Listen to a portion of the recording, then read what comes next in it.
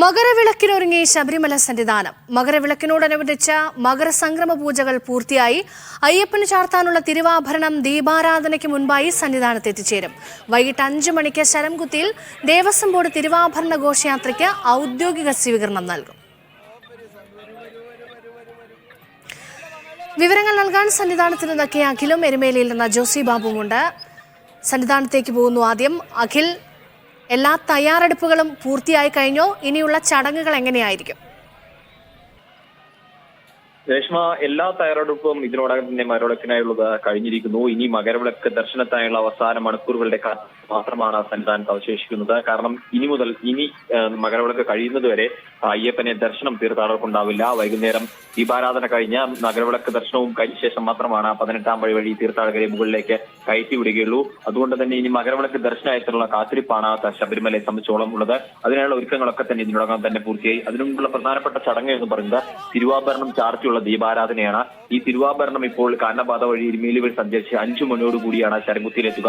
അവിടെ ദേവസ്വം ബോർഡിന്റെ പ്രതികളെത്തി ഔദ്യോഗികമായിട്ടുള്ള സ്വീകരണം നൽകും. അതിനുശേഷം ഈ തിരുവാഭരണ ഘോഷയാത്രയുമായി ദേവസ്വത്തിന്റെ പ്രതികൾ സഞ്ചരിച്ച് എത്തും. അവിടെ എത്തുമ്പോൾ മറ്റൊരു പ്രത്യേകത കൂടിയുണ്ട്. ഈ തിരുവാഭരണം വഹിച്ചുകൊണ്ട് 18-ാം പടി കയറുമ്പോൾ ഇരുമുടി ഇല്ലാതെ 18-ാം പടി കയറുന്നു എന്നുള്ളത് ഒരു പ്രത്യേകതയാണ്. അല്ലെങ്കിൽ ഇരുമുടി ഇല്ലാതെ ആർക്കും തന്നെ 18-ാം പടി കയറാൻ സാധിക്കില്ല. പക്ഷേ ഈ തിരുവാഭരണവും അതുപോലെ തന്നെ ഈ തങ്കിയങ്കിയൊക്കെ കൊണ്ടുവരുമ്പോഴാണ് ഇത്തരത്തിൽ ഇരുമുടിക്കെട്ടില്ലാതെ 18-ാം പടി കയറുക. പക്ഷെ അതിന് തന്ത്രി നൽകുന്ന പ്രത്യേകമായ മാലയുണ്ട്. ആ മാലയിട്ടവർക്ക് മാത്രമേ ഈ 18-ാം പടി വഴി കയറി ഇരുമുടിയില്ലാതെ കിട്ടില്ലാതെ കയറുവാൻ സാധിക്കും. അത്തരത്തിൽ തന്ത്രി നൽകിയ പോലീസ് ഉദ്യോഗസ്ഥർ, സുരക്ഷാ സേനാംഗങ്ങൾ, ഒപ്പം തന്നെ 26-അംഗ സംഘമുള്ള ഈ തിരുവാഭരണ ഘോഷയാത്രക്കുമുള്ള സംഘങ്ങൾ, അങ്ങനെ എല്ലാവർക്കും ദേവസ്വത്തിന്റെ പ്രതിനിധിയടക്കമുള്ളവർക്ക് തന്ത്രി മാല നൽകിയിട്ടുണ്ടാവും. ഈ മാല ഇട്ട ശേഷമാണ് അവർ വരിക. അതിനുശേഷം 18-ാം പടി കയറി മുകളിലേക്ക് എത്തുന്നു. 18-ാം പടി വരെ മുകളിലേക്ക് എത്തുമ്പോൾ കൊടിമര ചൂട്ടിലും ഒരു ചെറിയ സ്വീകരണം നൽകും. അതിനുശേഷമാണ് ശ്രീകോലിനകത്തേക്ക് ഈ തിരുവാഭരണ പെട്ടി അടക്കം സഹിതം കൊണ്ടുപോകുക. തുടർന്ന് തിരുവാഭരണ പെട്ടിക്കകത്തുള്ള അയ്യപ്പൻ ചാർത്താനുള്ള മാലകൾ, അതുപോലെ തന്നെ മോതിരം, വാള് തുടങ്ങിയവയെല്ലാം ചാർത്തി സർവാഭരണ വിഭൂഷിതനായ അയ്യപ്പന് മുൻപിലാണ് ഇന്ന് വൈകുന്നേരം ദീപാരാധന നൽകുക. ഈ ദീപാരാധന ചടങ്ങുകൾ പൂർത്തിയായ ശേഷമാണ് പൊന്നമ്പലമേട്ടിൽ മകരജ്യോതി തെളിയുന്നത്. ഈ മകരജ്യോതി തെളിയുന്നത് കാണാനായിട്ടുള്ള കാത്തിരിപ്പാണ് ഇനി. അതിനായിട്ടാണ് നിരവധിയായ തീർത്ഥാടകർ ഇതിനോടകം തന്നെ ശബരിമലയിൽ എത്തിക്കഴിഞ്ഞിരിക്കുന്നു. നിരവധിയായ പേര് ഇവിടെ തന്നെ തമ്പടിച്ചിട്ടുണ്ട്. എന്തായാലും വലിയൊരു തിരക്ക് സന്നിധാനത്ത് ഇപ്പോൾ ഉണ്ട് എന്നുള്ളതാണ്. കഴിഞ്ഞ 2-3 ദിവസങ്ങളായി തന്നെ ഈ ഒരു തിരക്ക് ശബരിമലയിലുണ്ട്. കാരണം 2 ദിവസത്തിന് മുൻപ് തന്നെ തീർത്ഥാടകർ ഇവിടെ എത്തി പർണശാലകളെല്ലാം തന്നെ പണിത് ഇവിടെ താമസം ആരംഭിച്ചിരുന്നു. എന്തായാലും മറ്റ് വലിയ രീതിയിലുള്ള പ്രശ്നങ്ങളോ അല്ലെങ്കിൽ മറ്റു ബുദ്ധിമുട്ടുകളോ ഒന്നും നിലവിൽ ഇതുവരെ തീർത്ഥാടകർക്കില്ല. ഒരുവിധപ്പെട്ട എല്ലാ സുരക്ഷാ ക്രമീകരണങ്ങളും പൂർത്തിയായിട്ടുണ്ട്. സുരക്ഷിതമായി തന്നെ മകരജ്യോതി ദർശനം കഴിഞ്ഞ തീർത്ഥാടകർക്ക് മടങ്ങുമ്പോൾ അവരെ സുരക്ഷിതമായി തന്നെ പമ്പയിൽ എത്തിക്കാനുള്ള നടപടികളും ഇതിനോടകം തന്നെ പൂർത്തിയായി എന്നുള്ള ഒരു കാര്യമാണ് പോലീസും ദേവസ്വം ബോർഡും ഒക്കെ തന്നെ പറയുന്നത്. എന്തായാലും മന്ത്രി അടക്കമുള്ള ഉന്നതതല ഉദ്യോഗസ്ഥരടക്കമുള്ള എല്ലാവരും ശബരിമലയിൽ എത്തിയിട്ടുണ്ട്. ഇനി മകരവിളക്കിനായുള്ള കാത്തിരിപ്പാണ് രേഷ്മ.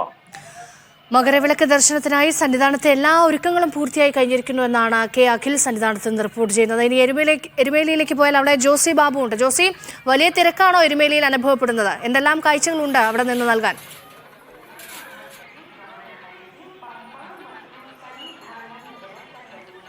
രേഷ്മ, മുൻവർഷങ്ങളെ അപേക്ഷിച്ച് എരുമേലിയിൽ ഇക്കുറി തിരക്ക് കുറവാണ്. രാവിലെ മുതൽ നമ്മൾ ആ വിവരങ്ങളാണ് റിപ്പോർട്ട് ചെയ്യുന്നത്.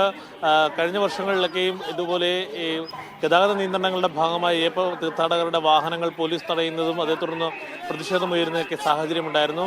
കൂടാതെ ഈ രാവിലെ 8 മണിയോടുകൂടി വാഹന നിയന്ത്രണം ഏർപ്പെടുത്തും എന്നുള്ള വിവരം നേരത്തെ തന്നെ പോലീസ് അറിയിച്ചിരുന്നു. അതുകൊണ്ട് തന്നെ ദൂരദേശത്തു നിന്നുള്ള ഇതര സംസ്ഥാന തീർത്ഥാടകരടക്കം ഇന്നലെ തന്നെ സന്നിധാനത്തേക്ക് തിരിച്ചിരുന്നു. കൂടാതെ ഇന്നെത്തിയവരൊക്കെയും ഇപ്പോൾ ഇവിടെയുള്ള പാർക്കിംഗ് ഗ്രൗണ്ടുകളിലും മറ്റ് ഇടങ്ങളിലും വിരിവെച്ച് കാത്തിരിക്കുകയാണ്.